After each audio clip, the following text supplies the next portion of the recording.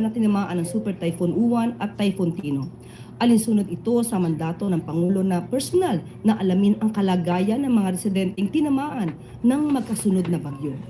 Si DSWD Secretary Rex Gatchalian kasalukuyang nasa Catanduanes upang pangunahan ang pamamahagi ng tulong sa mga tinamaan ng Super Typhoon Uwan.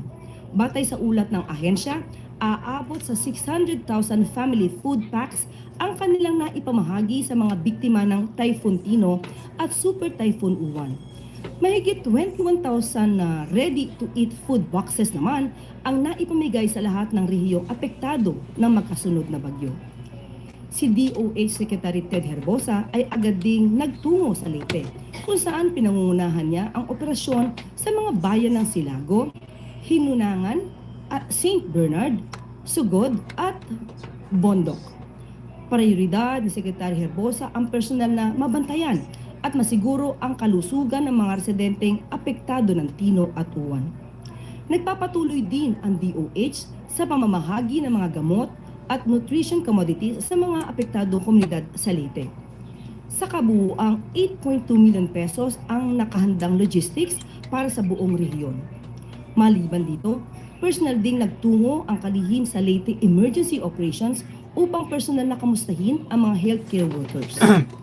Ayon sa kalihim, prioridad ni Pangulong Marcos Jr. ang pangangalaga sa mga medical responders na apektado rin ng mga nagdaang bagyo.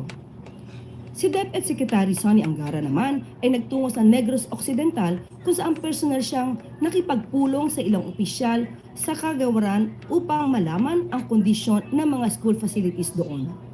Ayon kay Secretary Angara, ipinag-utos ni Pangulong Marcos Jr. ang personal na pag-inspeksyon sa mga apektadong paaralan at sa kondisyon ng mga kabataang naapektuhan ng masamang panahon. Kasama rin dito si Tourism Secretary Cristina Garcia Frasco para alamin ang epekto ng bagyo sa mga nasabing lugar at sa lokal na turismo. Ayon sa kalihim, ito'y para alamin ang lawak ng pinsala, bigyan ito ng agarang solusyon at magpaabot ng tulong sa mga nasalantang komunidad. Nagbantay din si Energy Secretary Sharon Garin sa mga lugar na dinaanan ng Typhoon Tino at Super Typhoon Uwan upang mabantayan ang supply ng kuryente. Sa ilalim ng administrasyon ni Pangulong Marcos Jr., laging una ang kapakanan at kabutihan ng taumbayan, lalong-lalo na sa oras ng sakuna. Ayan ang Pangulo. Diba?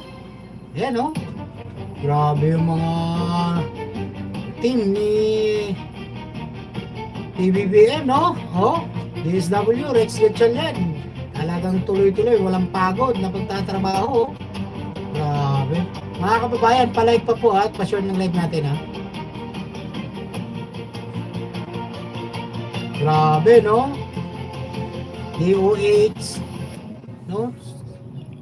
Iba't ibang sangay ng gobyerno talagang nagkakaisa para unang tanong mula po kay Ms. Bella Carriazo, Filipino Star. Good morning, ma'am. Ma'am, bago yung main question ko, i-clarify ko lang yung statement mo last Thursday. Kasi last Friday, parang kinol yung attention ko ng DBM nung tinweet ko na kasama yung popondohan ng 1.3 trillion yung rehabilitation effort ng government. Samantalang, during yung press con, sinabi mo nga na prioridad ng government ngayon yung matugunan yung pangangailangan ng mga nasalanta. And nagulat ako bakit ako kinol ng attention ng DBM when in fact kasama yun sa pa-clarify nga po, ma'am. Ang binanggit po natin nung nakaraang Huwebes ay kailangan po na magastos ng mga ahensya na may pondo, program budget para sa fourth quarter ng 2025. Ito ay para tugunan at ito ay gastusin ng tama sa infrastruktura, sa health, sa education at mga direct subsidies. At hindi lamang po ito para tugunan ang mga nasalanta ng bagyo. So lahat po ito kasi po ito ay program budget po ng bawat ahensya.